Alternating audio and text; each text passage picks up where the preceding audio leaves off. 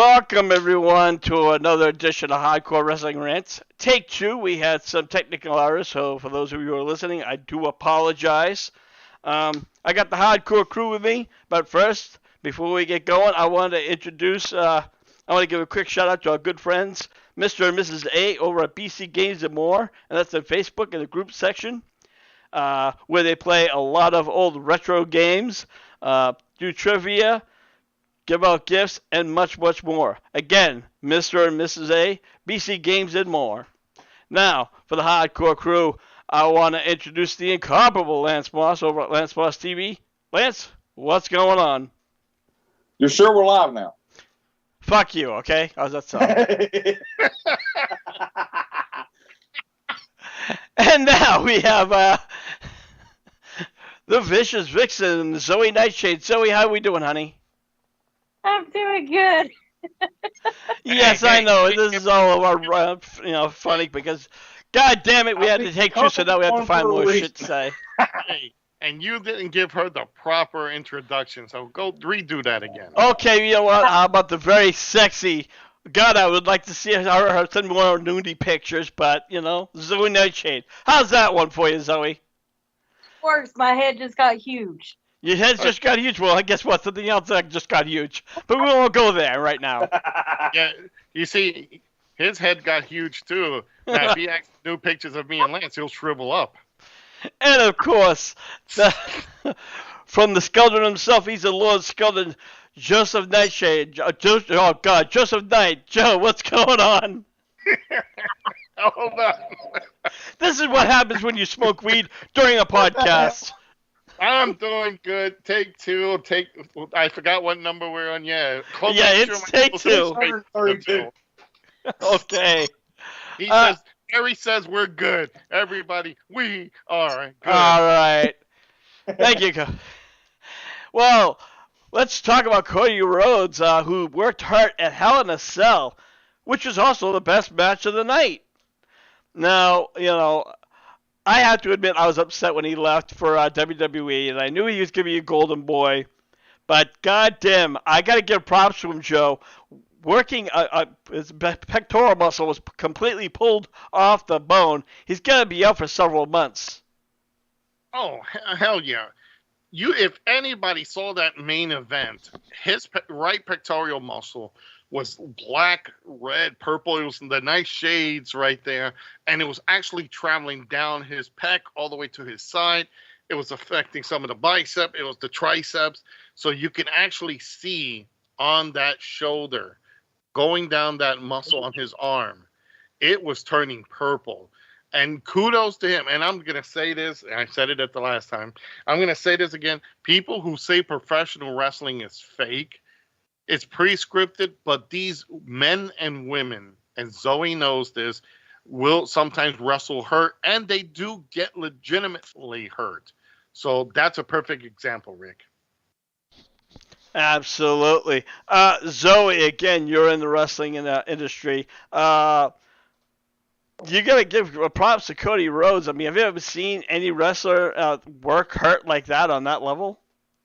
On that level, no. I've seen some guys get knocked out in the ring and then continue to wrestle, and that happens quite often. Cody has my respect. He's got giant cojones. His cojones are bigger than the Miz's, as we all know from Monday night. We do get hurt whenever we wrestle. A lot of times people say, oh, it's a work. And in some cases, yeah, it is a work.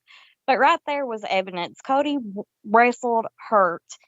And it's also a good example of trusting the person that you're wrestling against. Seth took care of Cody. Absolutely. He did kind of hit him a few spots, but he really, you could tell that he was definitely pulling his punches, so to speak, a little bit more so when you're wrestling. Lance, again, final thoughts. Well, I mean, when I first saw the bruise, it looked like, best I can describe it, a can of cranberry sauce just exploded on him. It was that damn dark. Yeah, absolutely. And honestly, much respect to Cody for working that hurt, because if you look at the very end, after the match was finished, he collapsed in the ring because of the pain. Oh, When he yeah, went and you know on what? his knee and face down. Yeah, you get again just so much. You get credit, and I'm gonna be honest with you guys. When he left AEW for WWE, I'm like, he's gonna be a fucking sellout.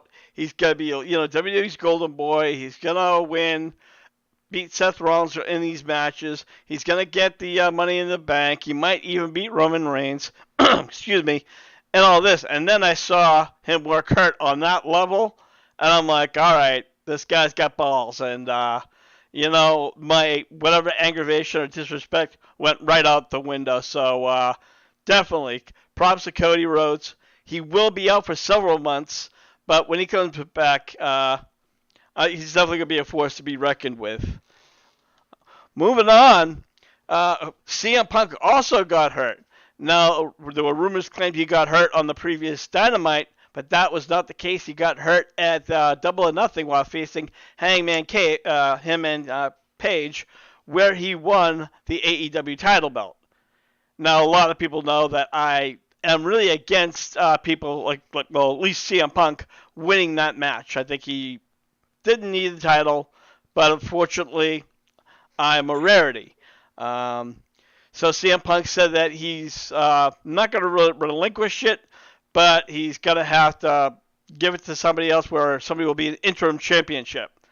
Now, he said that tonight on Dynamite, there will be a 20-man battle royal where the winner will face number one contender Jon Moxley at Forbidden Door, and there will be where the winner will be the interim champion. Now, Joe, we talked about this again.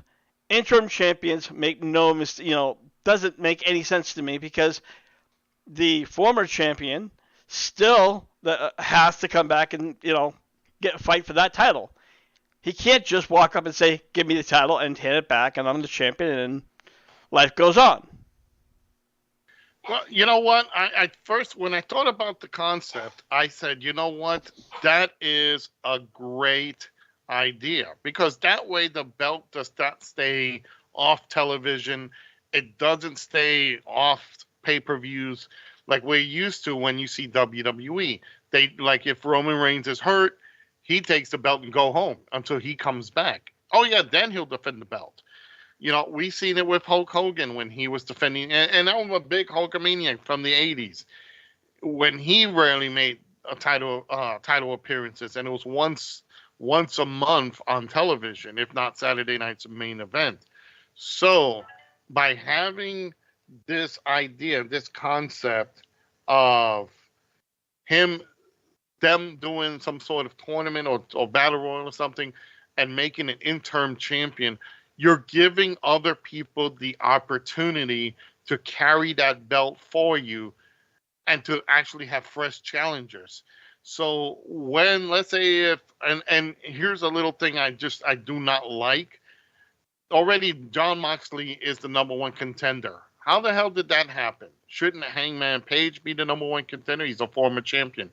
I don't like to see all these former WWE guys who just came in. Now, granted, Moxley's been there for a while, but still, you got him, Daniel Bryan, you got so many other people that came in, and you're immediately getting a jump over the originals.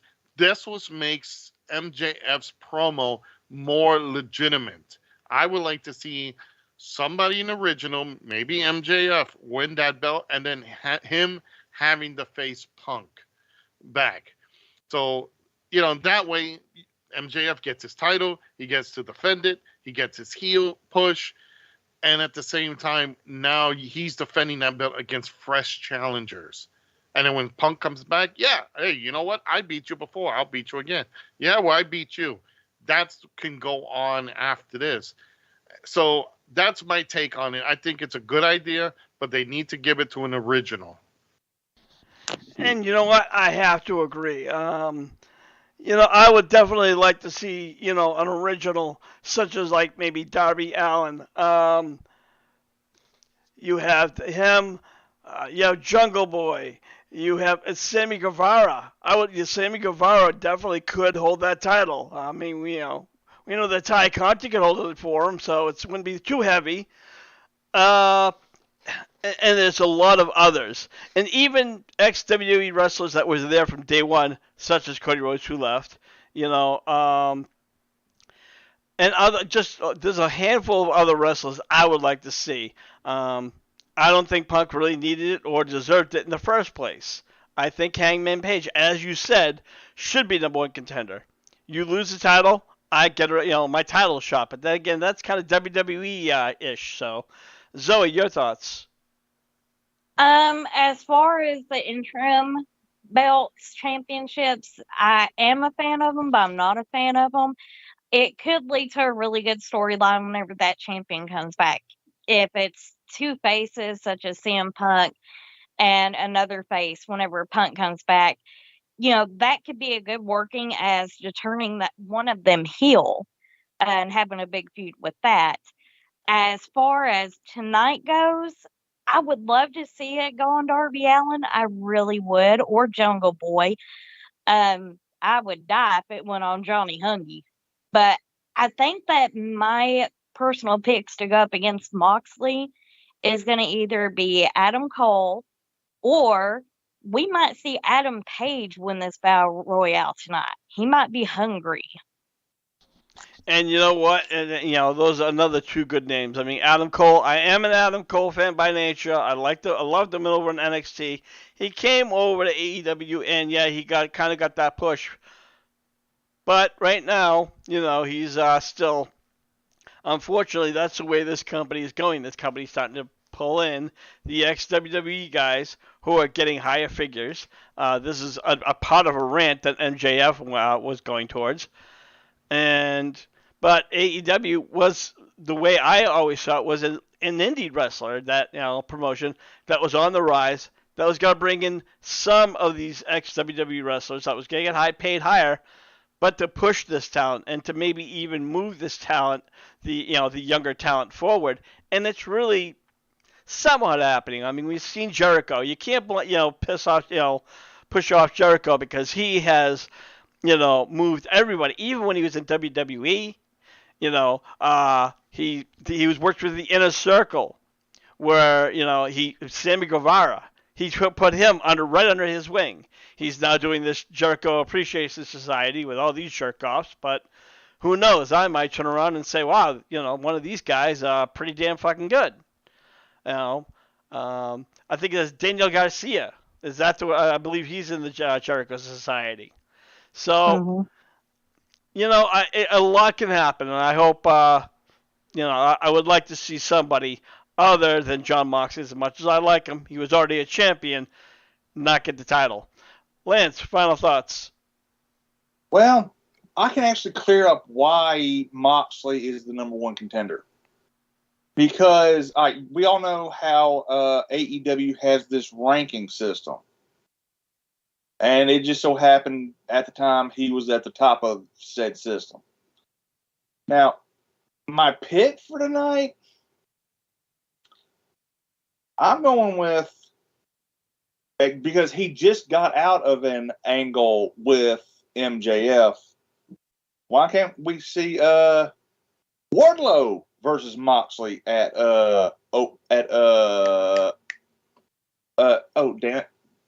Forbidden Door? Yeah, Forbidden Door. And you know what? That would not be.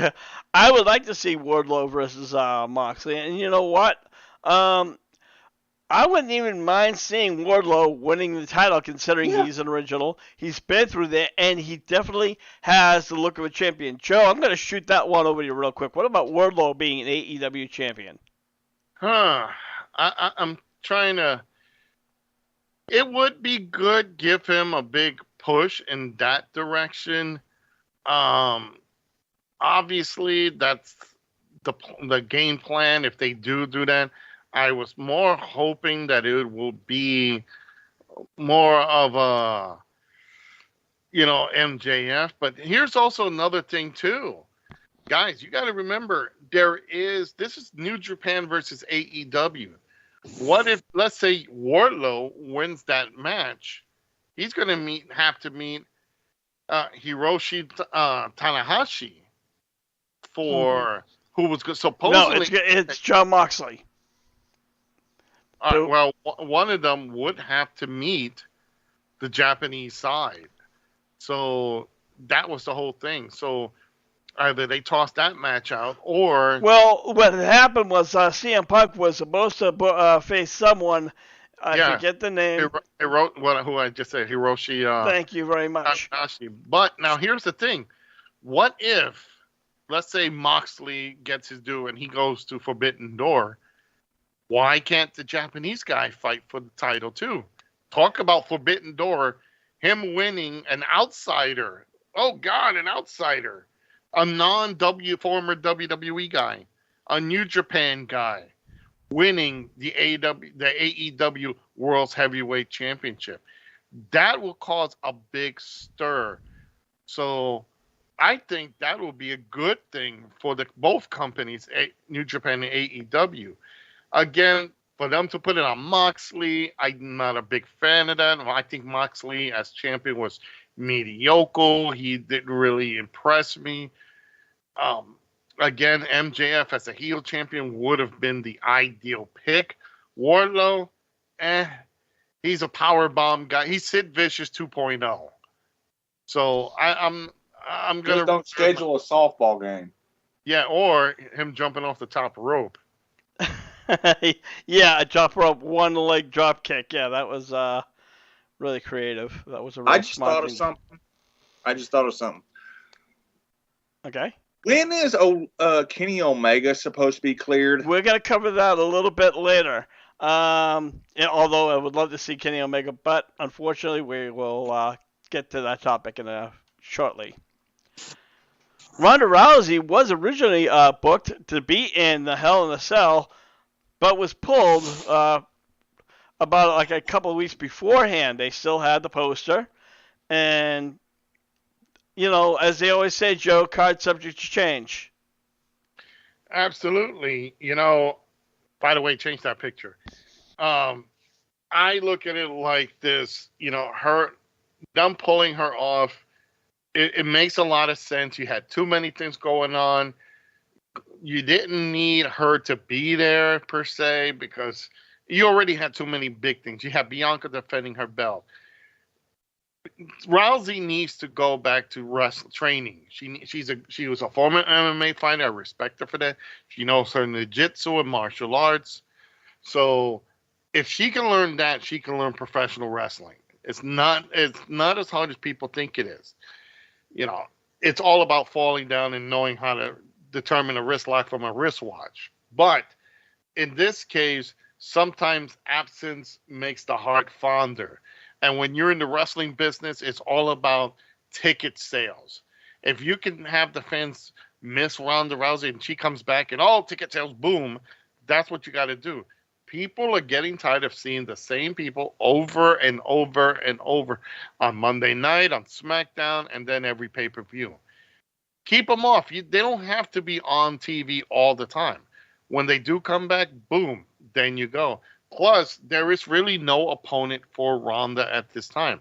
If they can unify the world titles, they can unify the tag titles. Let's unify the women's title that way and give it to Bianca Belair. Let her defend that belt because it'll be a better worker than Rousey, and it will be a good match. So power versus power. It'll be submission specialist versus power girl. So I want to see that. All right, Zoe, your thoughts on this whole situation? I don't like Ronda Rousey. I'm not a fan of Ronda Rousey. The less I have to see of Ronda Rousey, the better. And that's my personal opinion about Ronda Rousey, mine only. If you're going to put a belt on a worker, put the belt on the worker that has been trained to do the job that you have hired them for. Don't put it on them and say, oh, well, we need to send you back to training, sweetheart. That's a big F you to everybody else that's been there and paid their dues. Absolutely. Lance, when Ronda Rousey's first whole tour, she got the title right off the bat.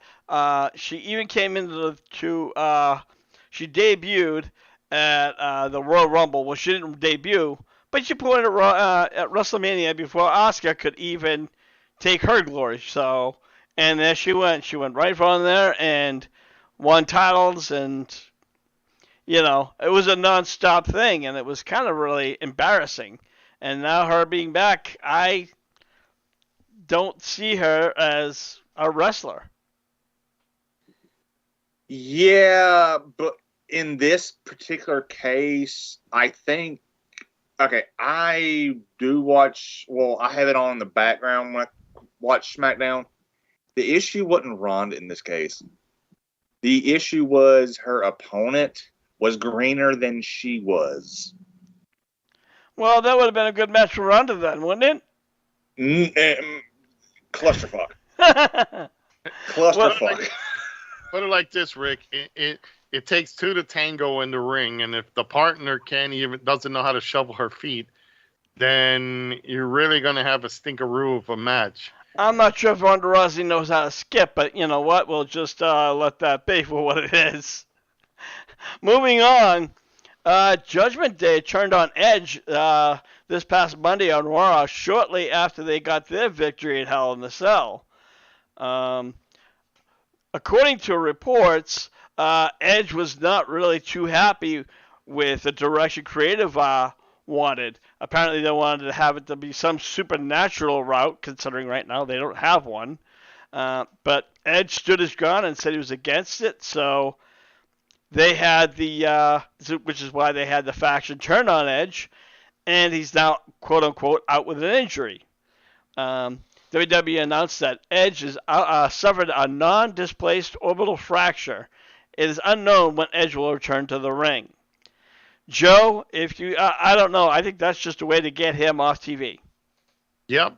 It's good to see Brokeback Shaggy getting off of TV. It's another thing where here is a guy coming back. Now, if he would have been a manager, I would have not complained one bit. But here he is. And I know why he's back, because regardless of anything, Brokeback Shaggy can talk, can perform. So it's one thing that the other members of that stable can't do. None of the talent in WWE make themselves compelling and interesting. So I think it was a smart decision for him to be put in this and to create it, which is a mix of the House of Black and the New Order in AEW. But from my understanding, from reading, following up on this, they looks like the creative of WWE. They got to follow television. Rob Zombie's making the Monsters. They're probably going to redo Bewitched. So let's have another supernatural theme show. So remember, they did it with Alexa Bliss, and it was amusing. It was funny. Nobody believed it because all of a sudden she's from Little Miss Bliss to psycho paranormal psychic. So Miss Cleo. So I think in this case, Edge stood up and said, look, that's not what the plan was for the group. I don't want that for this group. So he said no. They said, okay, let's take him out. Let's put somebody else in there. I would have thought they would have put Bray Wyatt as the Fiend to run this group, not Finn Balor, because hell, they just beat Finn Balor and AJ Styles on Sunday and Liv Morgan. They just beat them on Sunday. And there's some sort of conflict. If this was storytelling, some sort of conflict. Rick, I don't understand this. But now that Finn Balor is either leading the group or part of the group, and Damian Priest is leading the group or following the group, hell, let's just throw it all. Let's put Rhea Ripley to lead the group.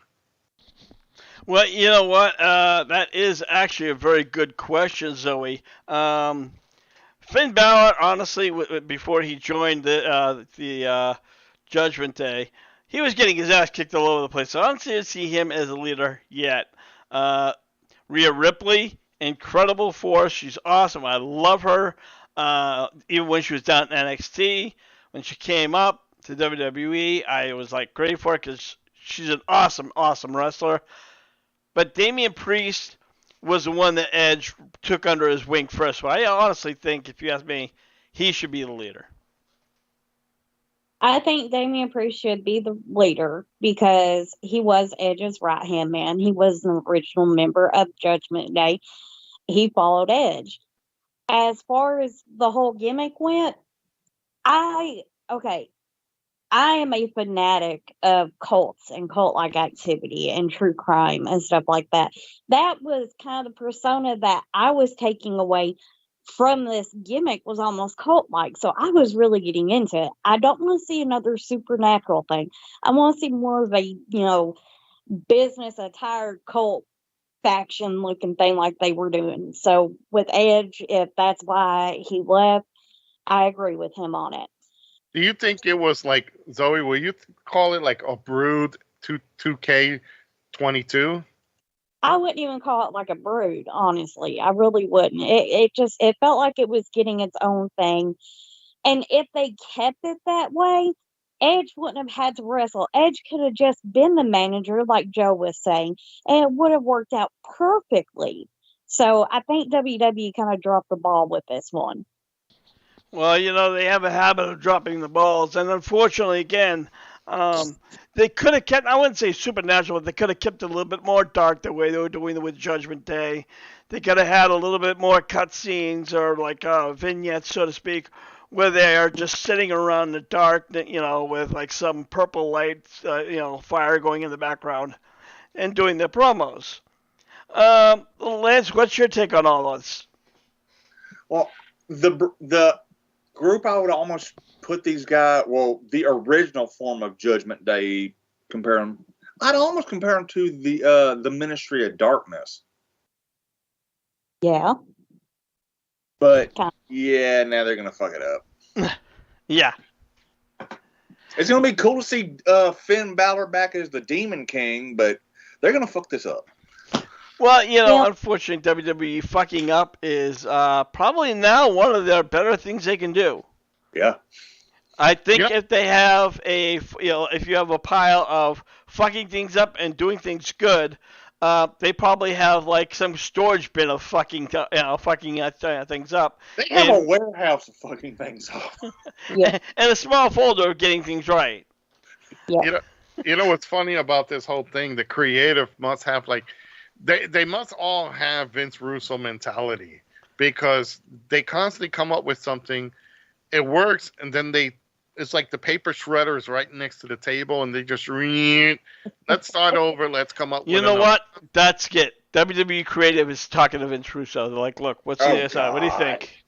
Yeah. If that was against you, find a way of writing them off on TV. Zoe, didn't I bring that up Monday when we were talking about Becky getting a damn shot at the 24/7 belt?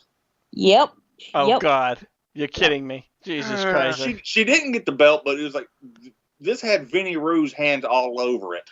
Oh, my God. It was awful. Oh, this is why I watch AEW. But, moving on. Jake the Snake Roberts spoke out about MJF's pipe bomb. He was not happy about the way it all went down. He said, for me, and this is him, the quote, he goes, "For me, it made me sick. It really did. I would love to see what the locker room was like. The bomb that he dropped is going to have repercussions with people. I couldn't believe he had a no-show signing, man. And that's a big thing with Tony. He loves the signings, and he wants these guys here. And for me, if you don't miss stuff like that, this is your fans. This is your fan base. These are people paid to get here, and you no-showed." And you know what, Joe? I have to admit to a point. Jake has a lot of fair points. First, not showing a contracts or a meet and greet. That's just a slap in the face. And then you also have to think about the way that MJF had his meltdown. It wasn't a pipe bomb where he was trying to be a little bit professional. He was just going into business for himself and then pulling a temper tantrum. How would another business look at that? If this was, and again, we don't know, this could be work, shoot, work. We don't know what it is yet, because Tony Khan, has still to really address it.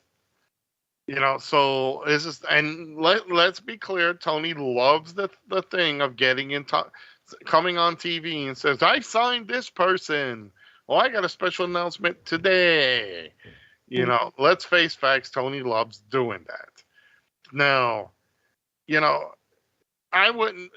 I kind of look at the promo. It was work, shoot slash gimmick because he was shooting on like one of the main topics that every promotion faces, from WCW to Impact to now AEW's. They hire WWE guys, and I know, like I said, I've been in the business. A name here and there, and Zoe knows as well. Sometimes a name can build up your product a little bit higher because everybody wants to see that name go up against some of your talent.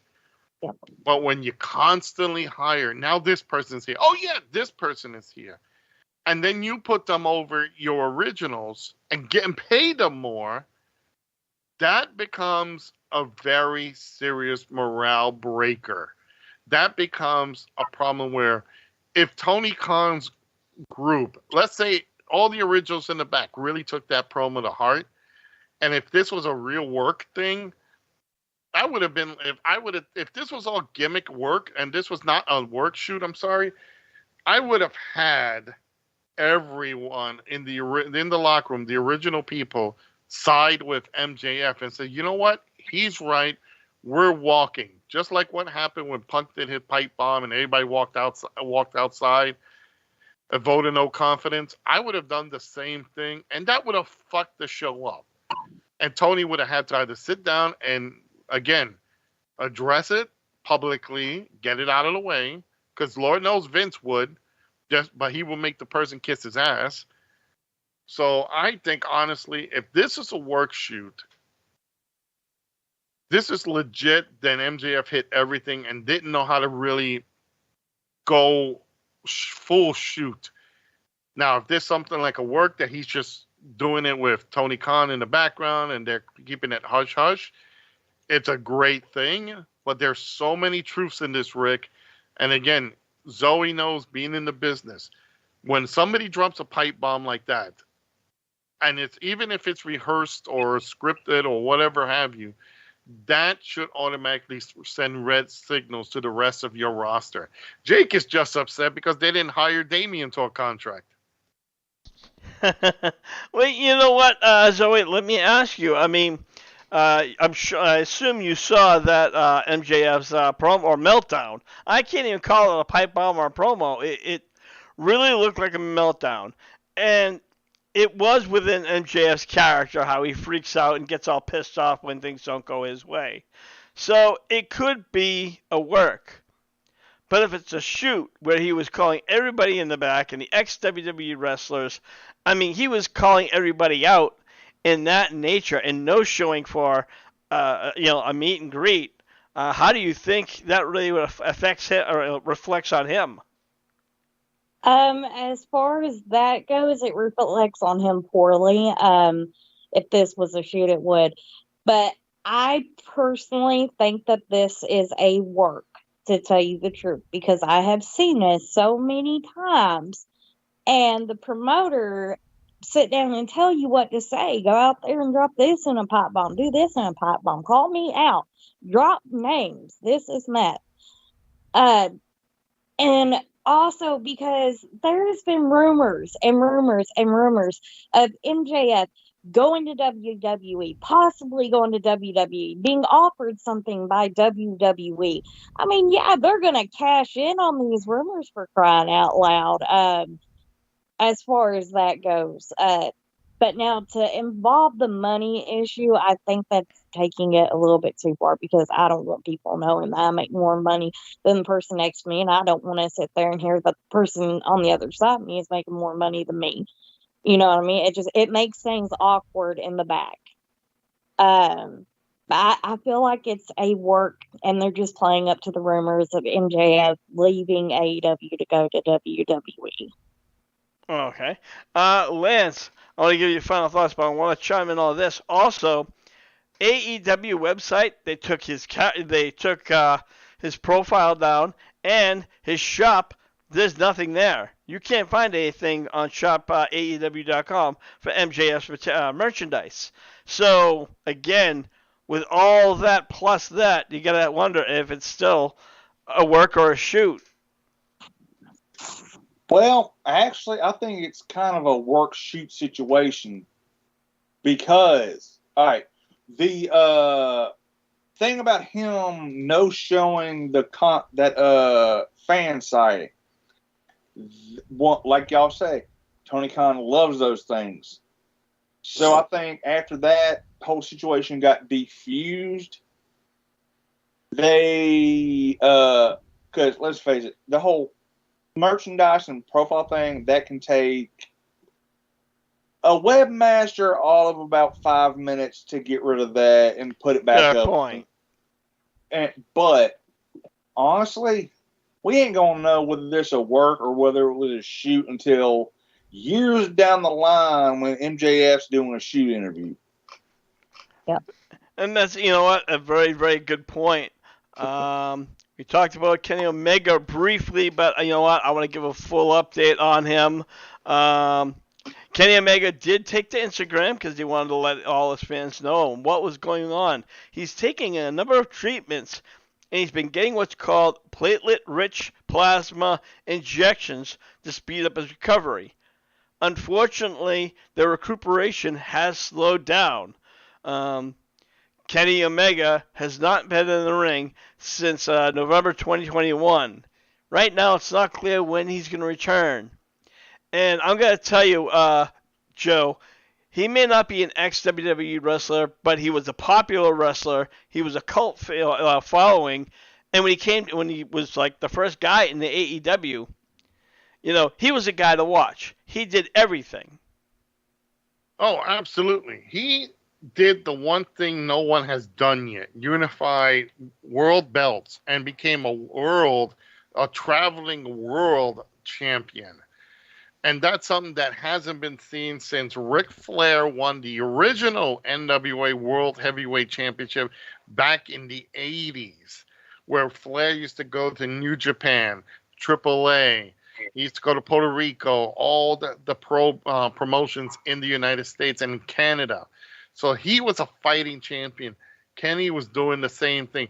The only thing that I think kind of screwed Kenny a little bit, that sometimes he didn't get to show off much of his prowess, was he always had people interfering in his matches. Once in a while, yeah, that's a good thing because you want to get that heel group. But when it became constant, that's when everybody was like, okay, let's take the belt off him. Now, if Omega was smart, he takes the back seat and just run, because he's back to doing what he was doing before, which was he's an executive VP until he's fully healed. A 50%, 25%, not even a 75% Kenny Omega won't do. We need a 100% Kenny Omega to come back. Absolutely, and I think that's how he feels. I think he doesn't want to, you know, come in limping or just, you know, half down. You know, he wants to be the guy who can do it all. And Lance, I know you're a huge Omega fan, so give us your thoughts. Well, I'm more of a fan of him outside of AEW because of what Joe said. The whole heel thing, it kept like that. The whole that death match with the fart explosions or whatever. Yeah, that was a botch. But also, we could be getting worked right now because imagine this, he comes back and wins this tournament, this thing tonight for the interim title. Omega is huge in Japan. He's very huge in Japan, don't get me wrong. I mean, he spent 95% of his career over in New Japan. I don't know if he's been in other promotions, but I know that he was like in the Bullet Club in New Japan. So he was very, very popular.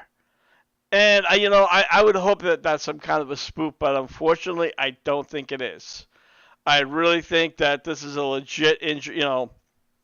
His treatments got slowed down. He's worked a number of injuries, and you continue to work hurt and hurt and Yeah. hurt. What was the injury he left with? I thought it was just exhaustion. But No, several. This was not just like I need a break. This was, he had knees. It was his shoulders. It was a lot of things because Kenny Omega, was going at 125 miles an hour nonstop. Yeah, And he beat the hell out of himself. Yeah, pretty much. And so he did have a lot of injuries. So if he shows up at Forbidden Door, I would be, holy shit, what the fuck is that? I would truly be shocked. Zoe, final thoughts. With Kenny Omega, like you said, he was wrestling hurt. His body was falling apart on him.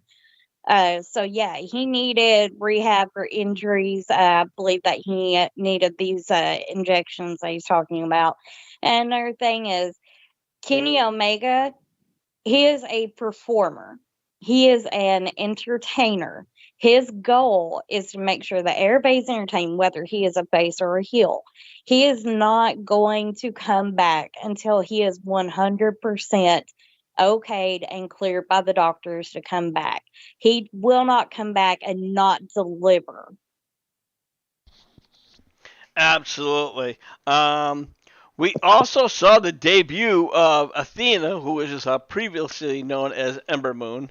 Athena faced Kiera Hogan, who was one of the baddies of Cargill's baddies.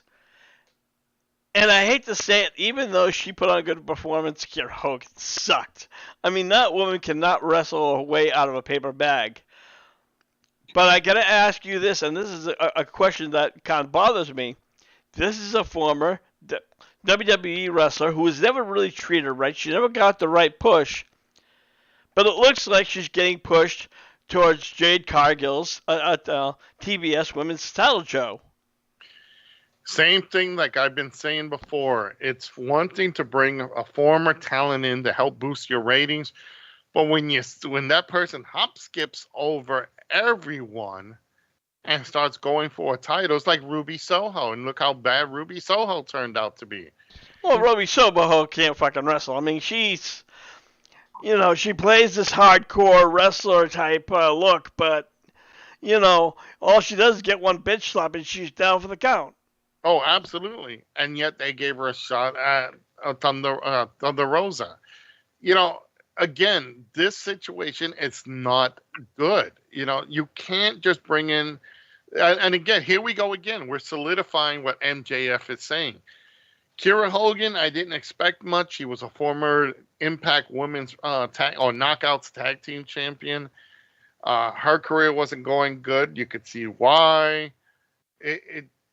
But when you look at all these things, yeah, it's disappointing. I like Amber Moon or Athena. It's not her thing, but she needed to start from the bottom. There were so many people who can fight and move up. That's, again, severely being overlooked. Again, imagine this. If every original, AEW original, and we're looking at the women and the men, walked out because of what MJF said, work shoot or not, that's kind of close to what we're seeing right here.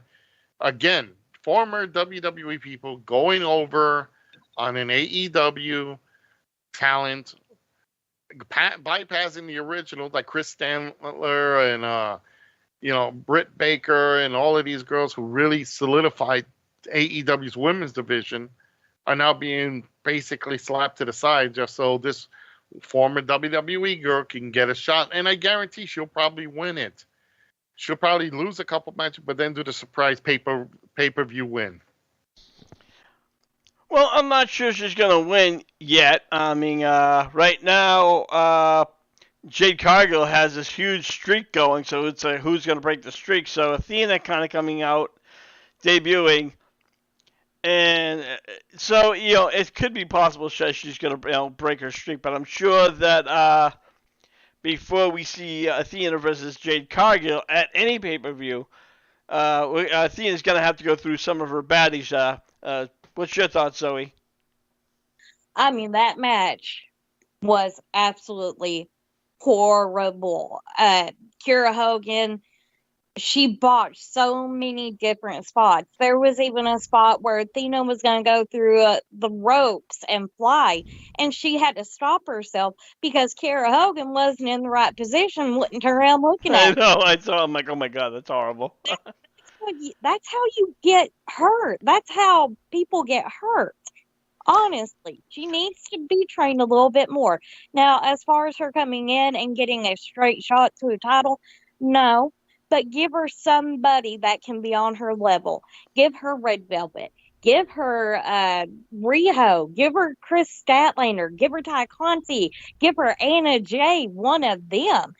But Kira Hogan, I mean, I wanted to go through the TV screen and just choke this girl. Lance, we know you loved Ember Moon, who's now Athena, and she's in AEW. I'd like to see her get a push, but I don't want to see her get a push right to the title. I'd like to see her kind of earn her place, so to speak. Yeah, and this could actually help to further elevate Jade Cargill. But that match, fucking hell. Even doing her finisher. I mean that Hogan, the fuck. Yeah. Well, that's what I was referring to. All the botch, but the finisher, where she does it's like a spinning blockbuster or a blockbuster stunner or whatever you want to call it. You could tell that she was in place. She just had her at the last minute and got the 1, 2, 3. Are we sure Kira Hogan's not related to the Bellas? I'm not even sure if Kira Hogan's related to Hulk Hogan, who was known she's a botching Bella bitch. Yeah. Well, folks, we're going to wrap this up for this edition of Hardcore Wrestling Rants. We are now on YouTube, but you can also check us out on our HWR chat room, where we have the latest news, rumors. I also post up wallpapers. We post up personal, rants, and a lot, much more. Again, that's the group section in the Facebook HWR chat room or Hardcore Rants. Joe, you're over at Skeldon Realms. Take it away. Absolutely, guys. You can check me out through the hashtag Scoldrins Realm. I am on Facebook, YouTube, and Twitch. I'm also on Instagram and on Twitter at Scoldrin. Right now, I am pretty much just taking a little bit of a break. I want to do some other things, get some camping going. I'll probably film some of that. But Rick, you know what? I forgot something today. I am a nostalgic person. Today is the 38th anniversary of the original 1984 Ghostbusters movie. So if you're a fan of the Ghostbusters, the original, today's your anniversary. God, I love that movie. I don't know if you saw the last one, but that's a different story. We're on that was a great. I love that one. But again, Ghostbusters, the original, the best. Zoe, we know right now that you are looking for booking. Yes, I'm looking for bookings. If you are in Kentucky or Tennessee and you are a promoter and you are in need of a female manager, I can work. I primarily work heel. I can work babyface. Either way, it's not a problem. If you're a wrestler looking for a manager, hit me up. Either way, I am on Facebook at Zoe Nightshade, and that's ZOE Nightshade. And Lance, over to you. We know you like coffee. Absolutely. And every Tuesday night, you can see me, Zoe, and whoever else shows up shoot the shit for about an hour and a half, 2 hours. And the guitar builds will be coming back. It's just some shit happened. All right. And again, you can find him over at Lance Moss TV at YouTube. So, for the Hardcore Crew, I'm your hardcore host, Rick Head, saying, we'll see you when we see you. Buy the shirt! Yeah, guys, if you're interested in buying the HWR shirts, definitely go to ScoldrinsRealm.live and hit that merch button. You can see the shirts all there. Please buy them. That way we can have enough money to buy us, well, help Rick buy some more pot. We all need medication after